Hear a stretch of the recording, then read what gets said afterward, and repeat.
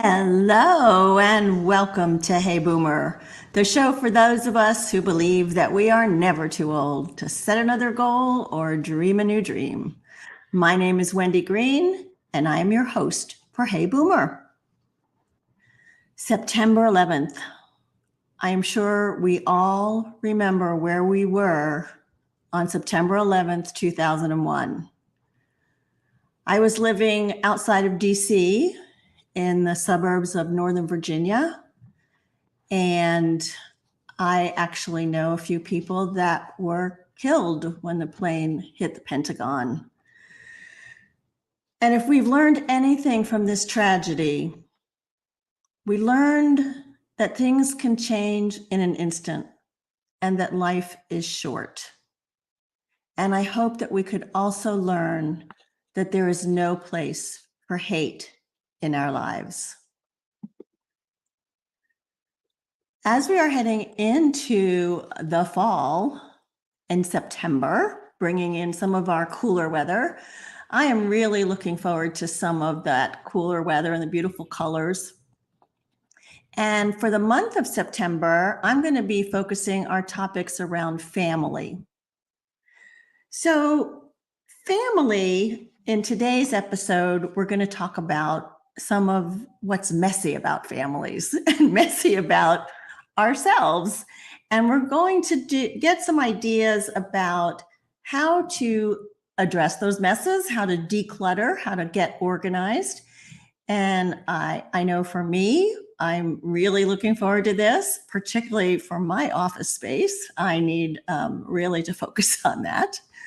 But one reason that we really need to have this episode is because as we are aging, we have to start thinking about what we're leaving behind for people that are going to have to clean up after us. And unfortunately, the truth is that our children don't want a lot of the stuff that we got from our parents or our grandparents. And how are we going to deal with that? And also, how are we going to deal with leaving things that maybe, were very important to us at one time and are not important to us now? And so why are we still holding on? And what's behind not letting go? So we're going to deal with that, but there's also some other benefits for decluttering that I found as I was looking about this. It says an organized home can provide us with more gratitude, more time, a sense of calm, and a sense of freedom from feeling all of that clutter around us. And, this is something that I know when I'm in my office and it's full of piles of paper, it's very much more of a challenge for me to think about what I need to focus on that day, because all I'm doing is being distracted by the piles around me. So getting organized and clearing off some of that clutter can be very beneficial to our sense of inner calm. So my guest today is my good friend, Nikki Davidson Jones, and she is an experienced organizer and declutterer. Is that a word? Sure. Declutterer. But before I bring her on, I just have a couple of announcements I want to make. First of all, Road Scholars Adventures Afloat programs are gaining steam. The participants that are signing up for these programs are particularly interested in some of the smaller ships. So they have found that for calendar year 2024, expedition ship programs, those are the smaller ships that can get into like little coves and stuff, are up 48% over the calendar year 2019, pre-COVID. River boats are up 53%, small ships are up 29%, and the barge vessel cruises, those go down like the canals, are up an incredible 183% over 2019. The ocean voyages really have not caught up. So to check out these offerings, go to roadscholar.org/heyboomer and then search for cruises, and you'll find a wide assortment of amazing trips that you could go on all these different kinds of smaller vessels. And be sure to add the /heyboomer so that they know you heard about it here.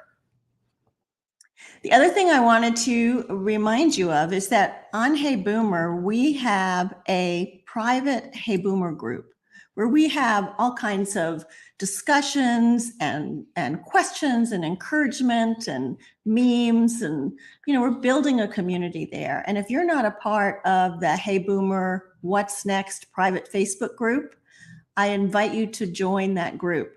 You can find us by going to facebook.com/groups/heyboomer. And then you can ask to join, and I, as the administrator, will very graciously let you in. So please go ahead and join our group. We're having fun in that community, and we're learning a lot.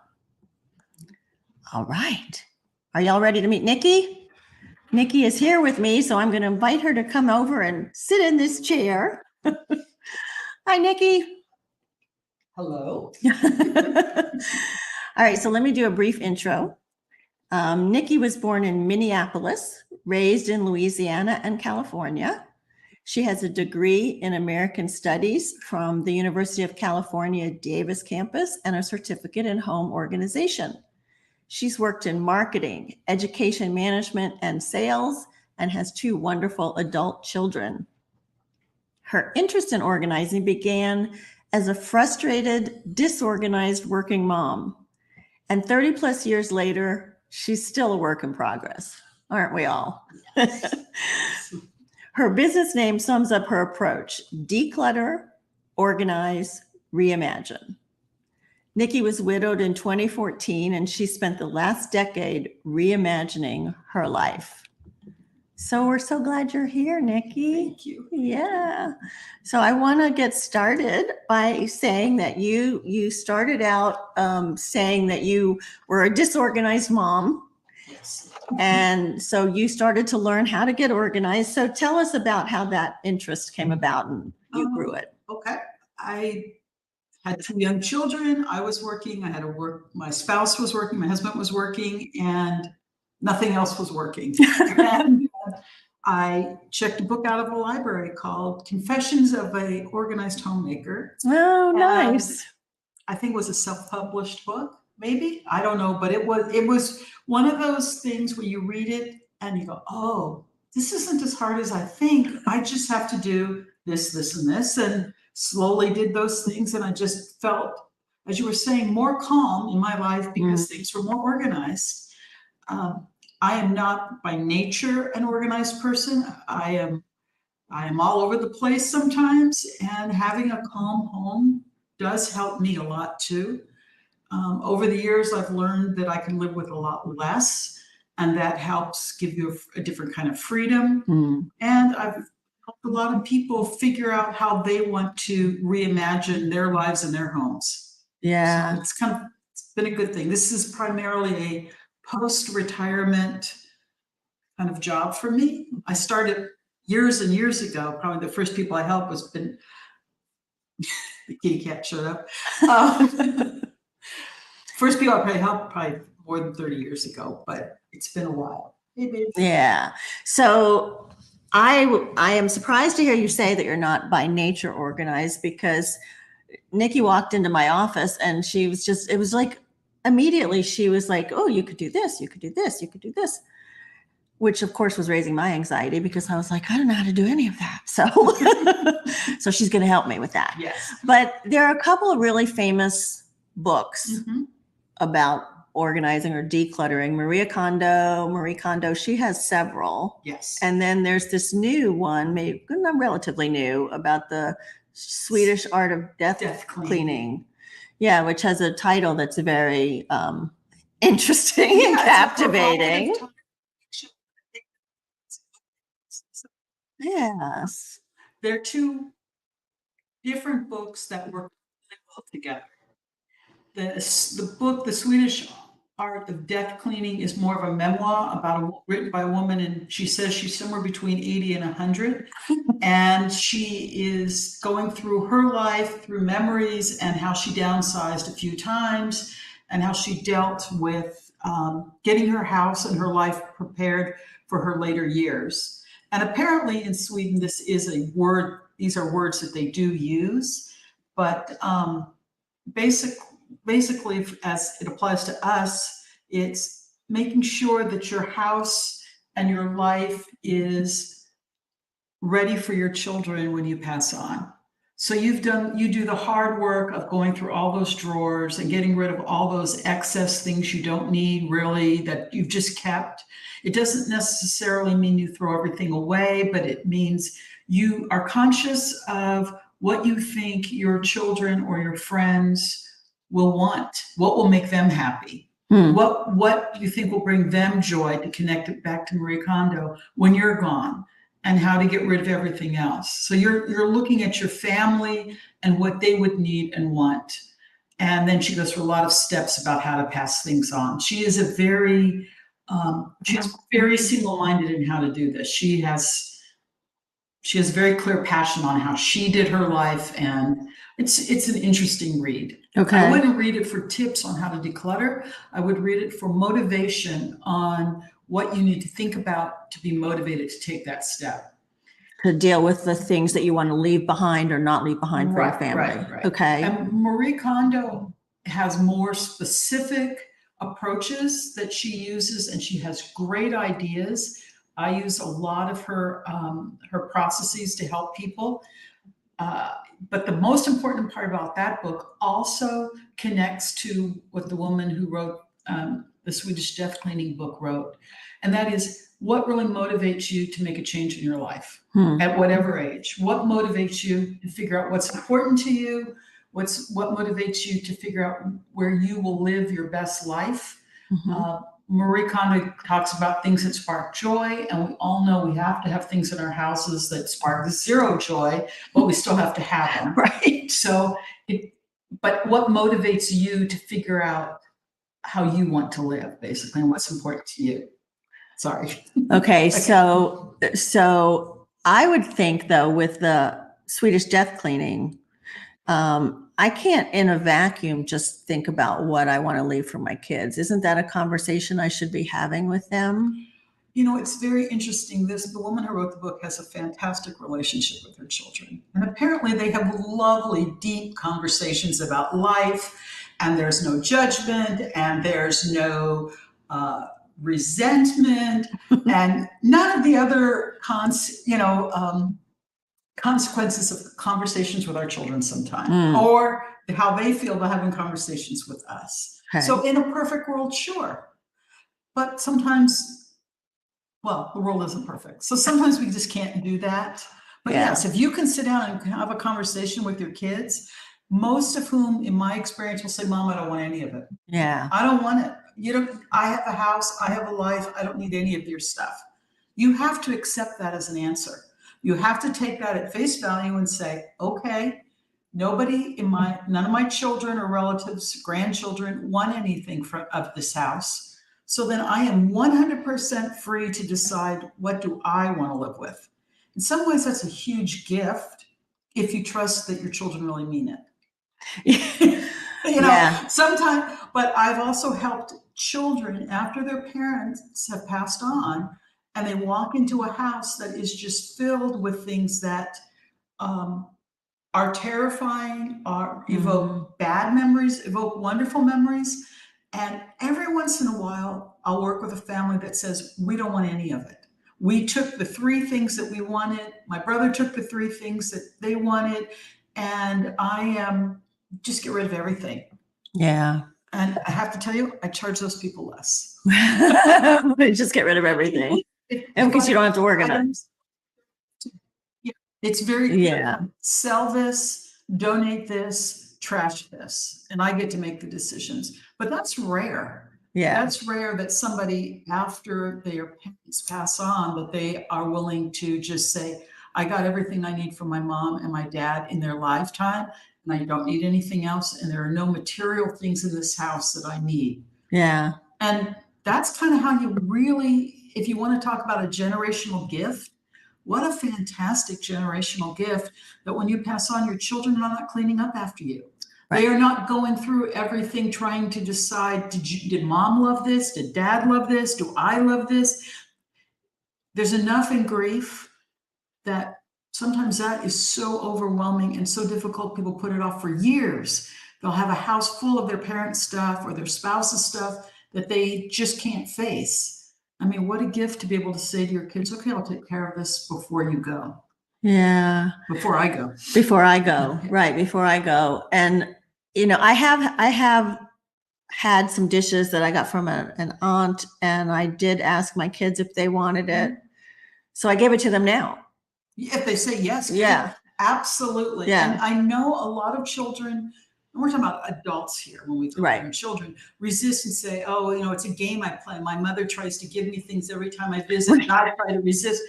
My suggestion to the children is take it. Just take it. Then you can get rid of it if you want. You're going to take it now and deal with it, or you're going to take it later and deal with it.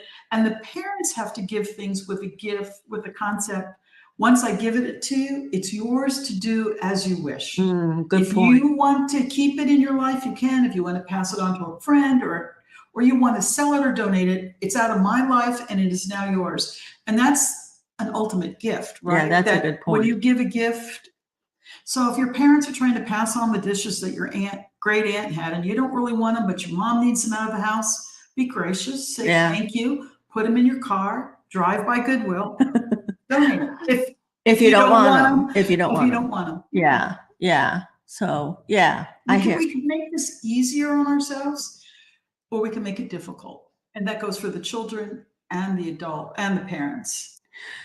So you mentioned the grief, right? And how difficult it is to, I mean, you're dealing with this loss and now you have to deal with all this stuff.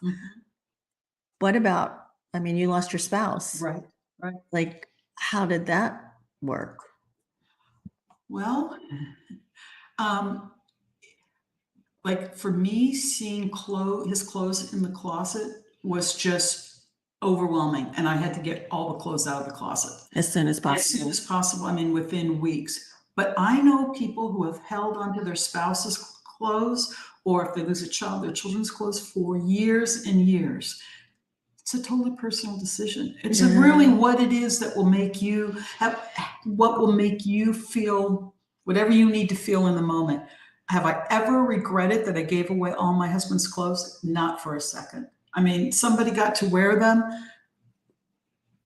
They were just clothes. That's me. Yeah. Somebody else, that's a big deal to think that they've done that.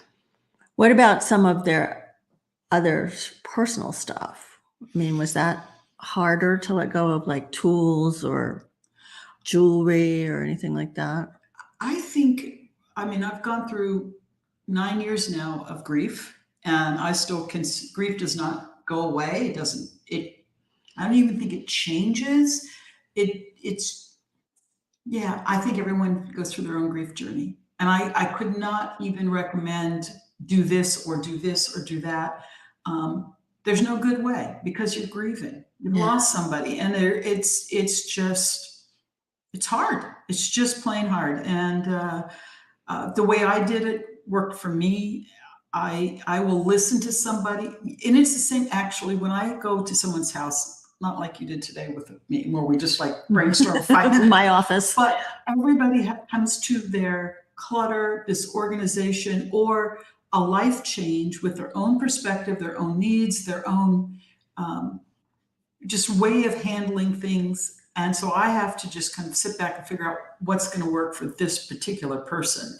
There's no one size fits all. Yeah. And with grief, there is absolutely no one size fits all. I mean, I know people who have been in my grief groups for years, and their house has not changed one iota in 10 years since their spouse passed on. Yeah. And who am I to say that that's a bad way to live? Right. You as the organizer just have to respect and give them grace.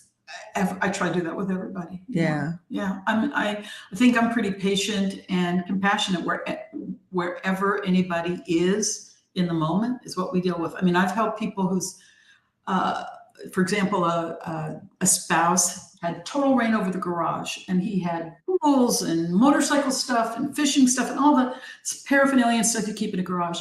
And his surviving spouse just said, I don't need any of this. I've already kept everything that means something to me. Just organize it, donate it, sell it. Yeah. But it took her 5 years to get to that to get point. to that point. Yeah. All right, let's lighten it up a little. Okay. Okay. So rumor has it that you are a big fan of Schitt's Creek. Schitts, Schitts. I'm not cussing here. More than a rumor. It's plastered all over. So if you haven't seen it, Schitt's Creek, Schitts. Schitt's Creek. It's really a funny show. But I'm curious if you got any organizing or decluttering tips from that show. Yeah, you've hit my soft spot. Actually, I have a tattoo on my arm that represents a moment in Schitt's Creek that referenced something you said earlier, which is your life can change in a moment. And that's a thing to be celebrated, because who knows what's going to happen. I mean, it feels good to me to think of it that way.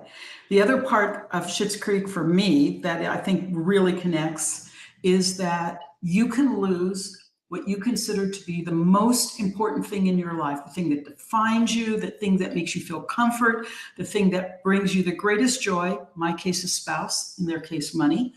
And you can figure out a way to live without that's even beyond your dreams that you thought was possible in that moment when your life changed. I'm pointing to my tattoo.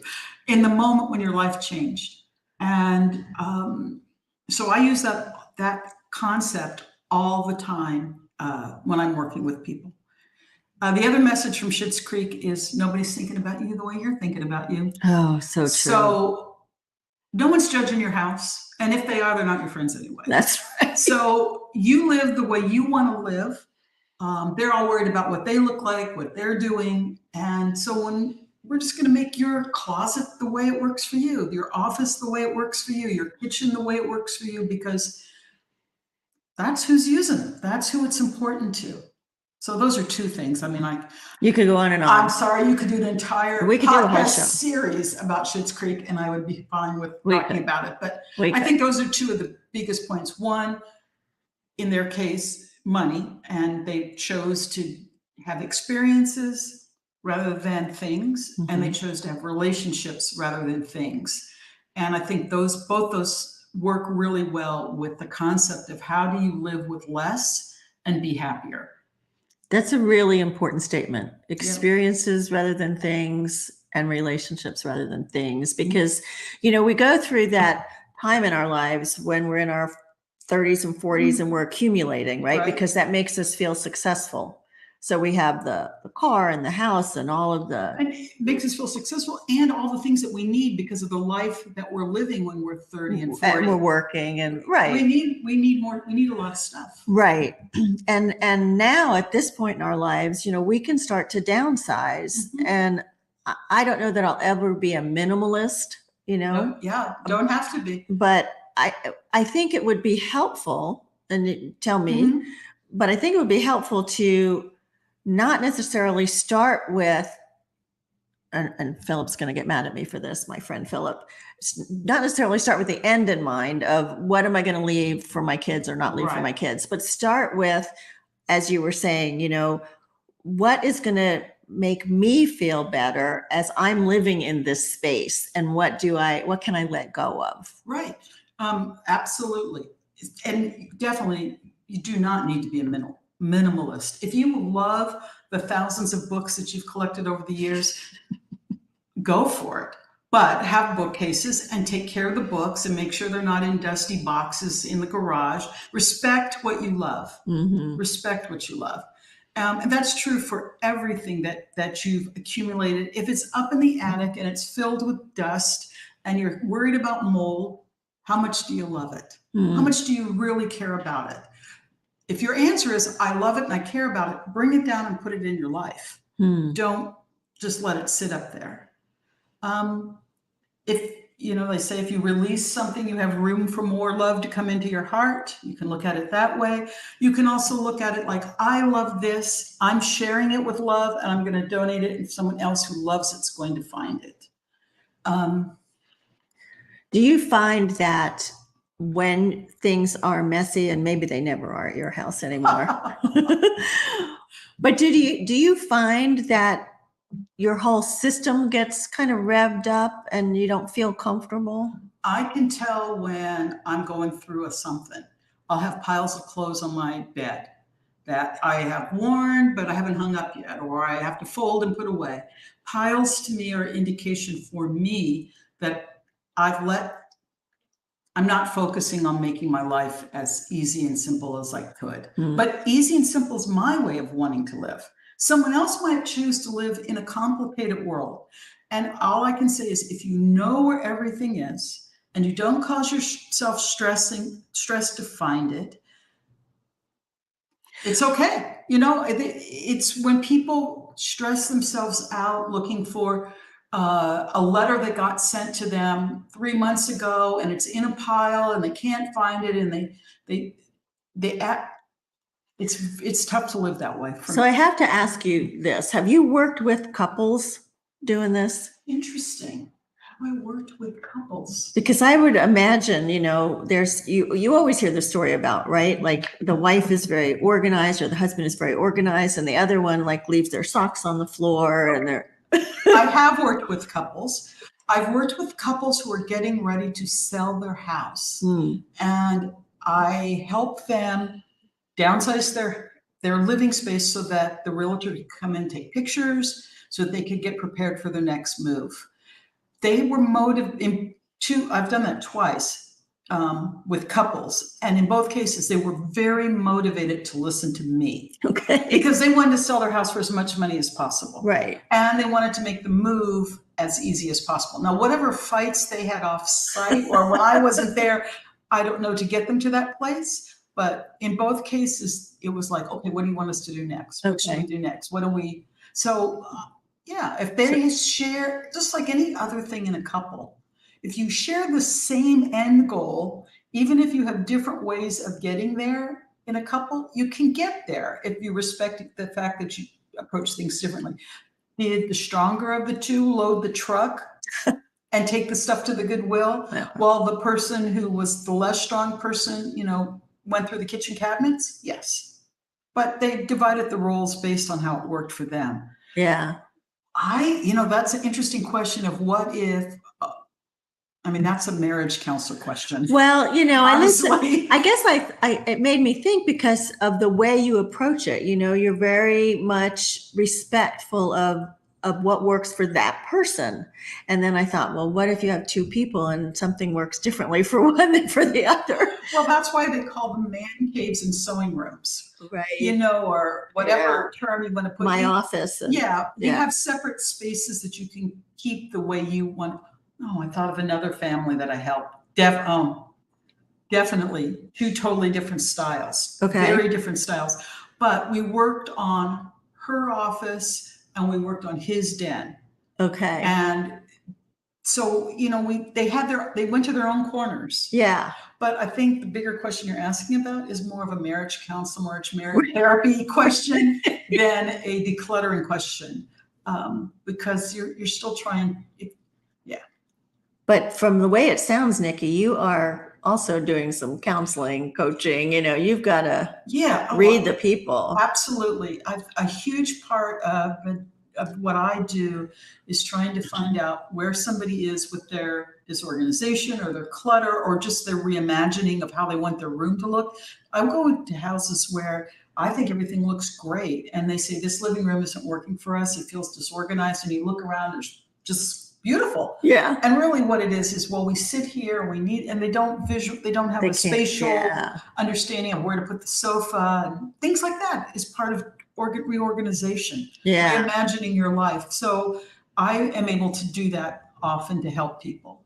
So we've talked a lot about like all these different scenarios.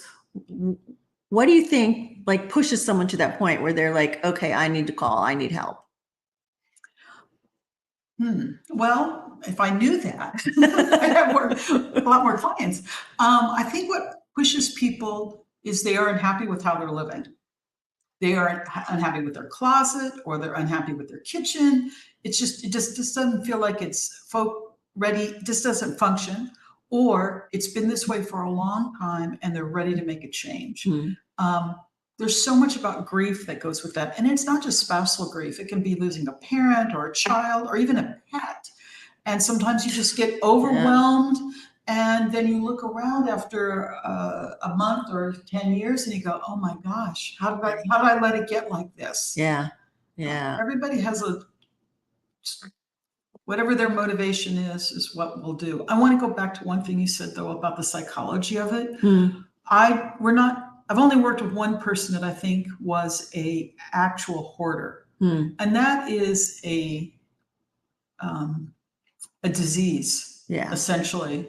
And you need to see it. If you feel like you or someone you know is an actual hoarder, meaning anything removed from your house terrifies you. Like if I pick up an old plastic cup off the floor and it's just filled with stuff and there's just stuff everywhere, and can I just throw this plastic cup away? You got it at McDonald's 3 years ago, can I toss it? And they say, no, I have a use for that, or no, you can't move that. That requires professional help beyond what I can do. Okay. All right. Good point.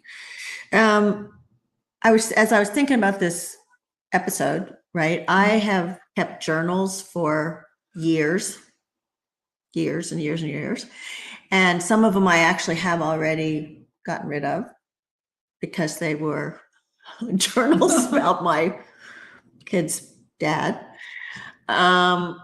But still, there's stuff in there that I probably don't want them to find. And yet now at this point, I still like to go back and look and see, what was I thinking and how far have I come and those kinds of things. And of course, like we said, life is short. You never know, right? Should I keep them in a box with a note on there that says, don't open, throw this away? That is the Swedish death cleaning method, which is get a box, put anything in it, and it doesn't have to be something like, love letters from an old boyfriend that you don't want your kids to know about or your spouse to know about. It can simply be a toy you had when you were a kid that means nothing to anybody else, but you just love it. You can't get rid of it. You can't throw it away. You can't donate it. You put it in there and then you just label it, destroy at my death. And then they can read it or not. That's up to you. I know, because at that point you won't know, right? You won't know. You won't know. And if your children don't want to obey your wishes, that's a relationship you've had with your children. And, oh, well, you won't be here to find out. Yes, that's right. This is just, oh, well. But yeah, you can do that.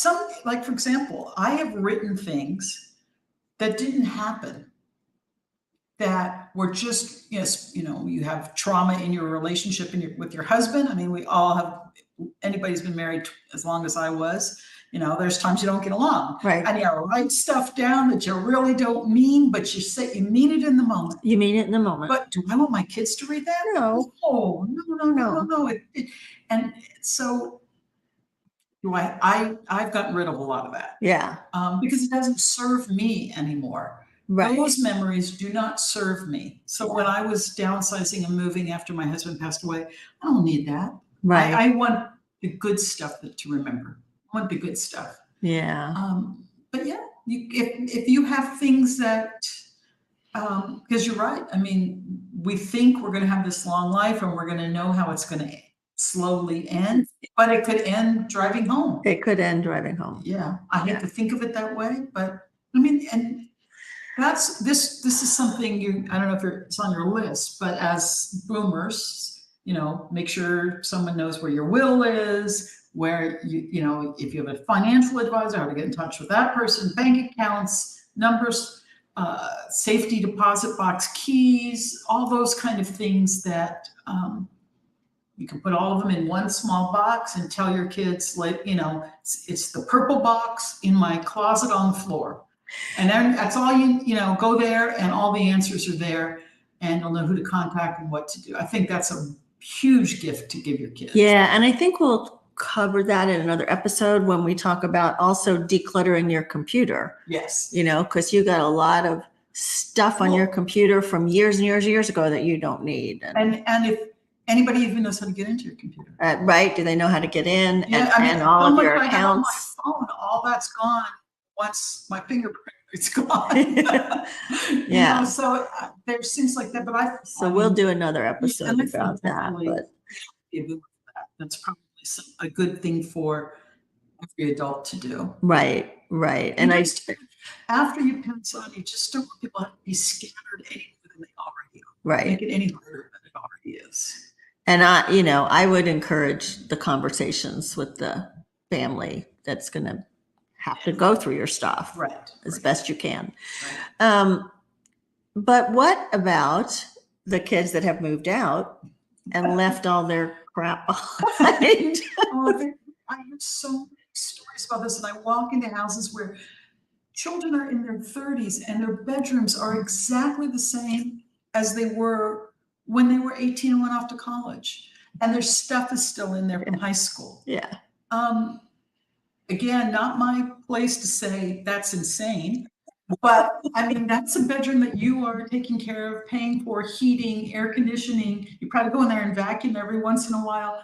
How do you reclaim your own house and your garage and your attic?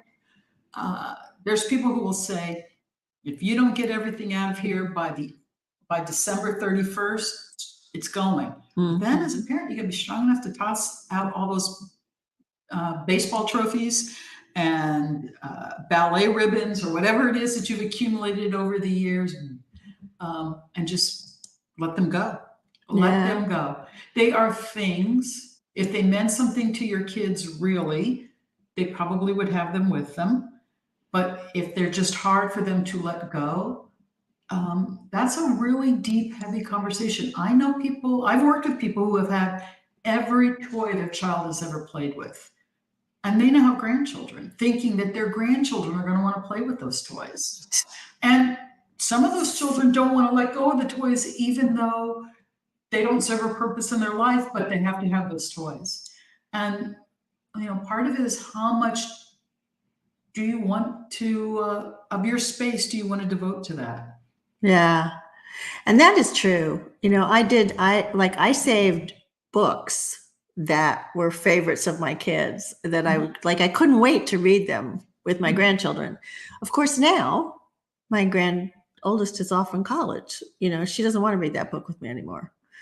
So I probably should think about donating those books. Or you can ask her, do you think when you're a mom, you'd like to read these books to your children? And she can say, I'd love to, but I can't keep them in my dorm. And you say, I'd be happy to keep them here for you. Because that would be such that's a good idea. I have a lot of my children's books. That would be wonderful if anybody ever said to me, my grandchild, your granddog. But I mean, that's a conversation. It's a conversation. And she may say, I don't remember any of these books, Grandma. I don't remember any of these books. And you just have to say, okay. With tears rolling down my face. You gotta jump in because it's so hard to do it guilt-free and not pass on the guilt. But these kind of feelings, the guilt, resentment, all those negative feelings, which are honestly real feelings, and you have to feel them, usually are signaling some other issue that you need to talk about or work through. Yeah, or you're just, Yeah, I mean, for me, it's a sentimental thing. I was like, oh, I read this to your father, and now I read it to you. And what does that mean to you as a sentimental thing for you to let go? Does that mean that memory's gone? No. And is the sentiment still in your heart? Yeah. Do you need the physical book to remind you of that sentiment? No. Would another grandmother love that book? Yes. And like to find it for $1 at a thrift store and read it to her grandchild? I know.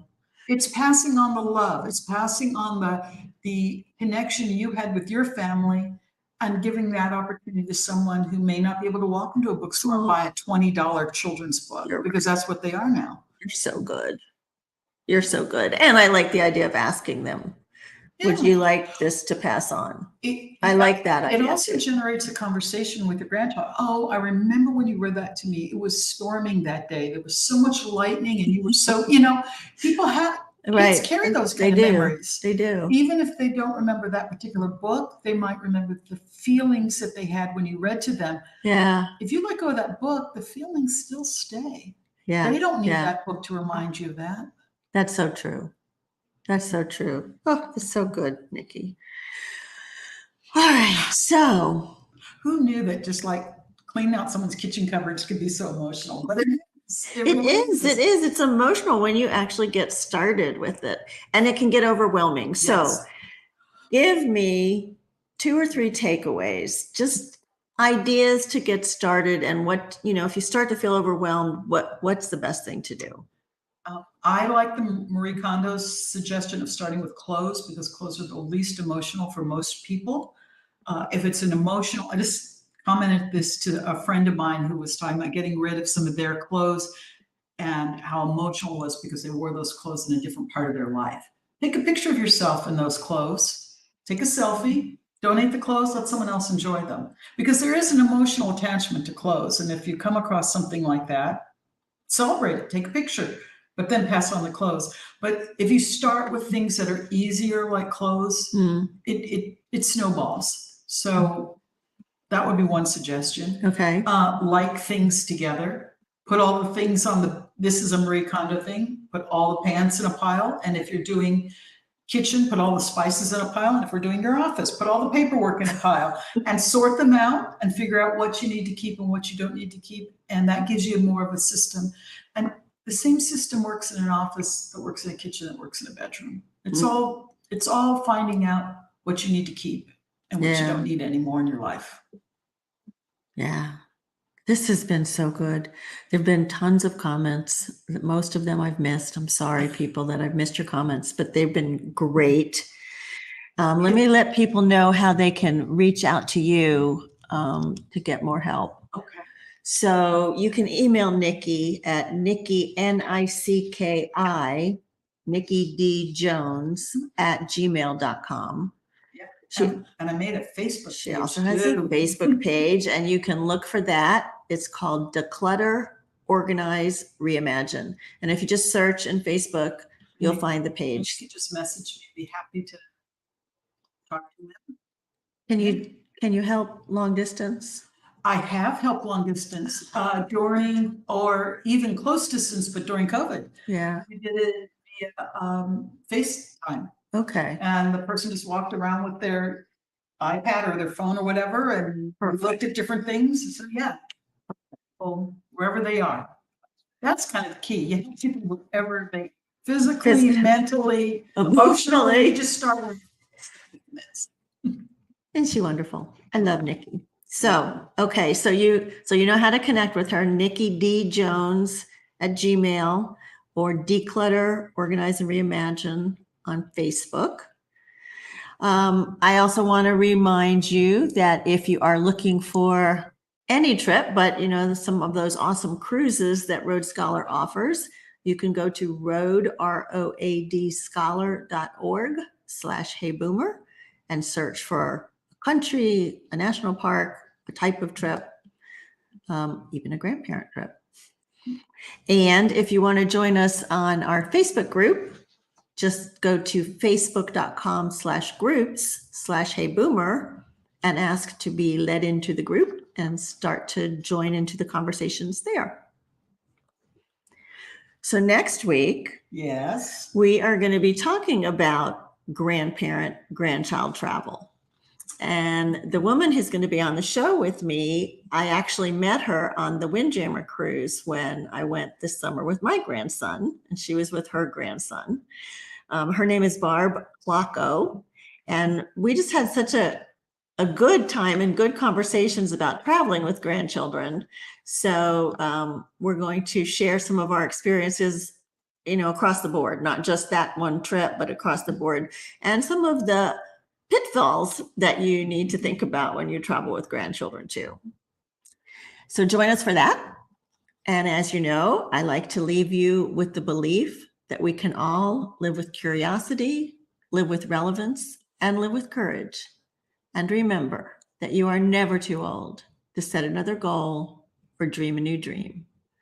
My name is Wendy Green, and this has been